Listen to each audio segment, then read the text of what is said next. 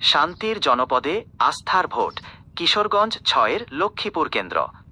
কিশোরগঞ্জের ভৈরব ও কুলিয়ারচরের সংযোগস্থল হিসাবে পরিচিত ৬ আসনটি সর্বসময়ই রাজনৈতিকভাবে বেশ সচেতন। তবে আজকের চিত্রটি ছিল একেবারেই ভিন্ন, শান্ত এবং উৎসবমুখর।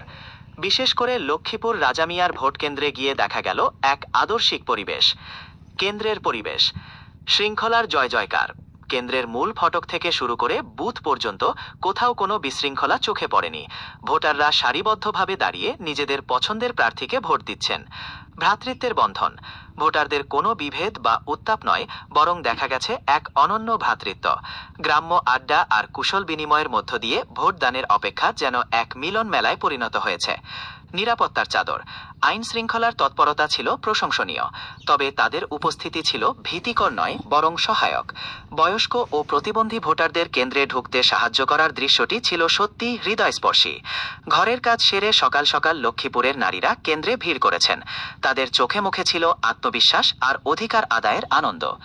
এখানে মনেই হয়নি কোনো নির্বাচন চলছে, মনে হচ্ছে আমরা সবাই মিলে একটি উৎসবে অংশ নিতে এসেছি। কোনো ভয় নেই, কোনো চাপ নেই। কেন্দ্র থেকে বের হওয়া একজন স্থানীয় ভোটার। কেন এই কেন্দ্রটি উদাহরণ?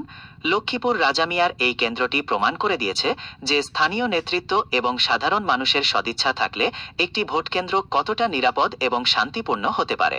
এখানে জয় হয়েছে গণতন্ত্রের, আর জয় হয়েছে কিশোরগঞ্জের ঐতিহ্যবাহী সম্প্রীতির।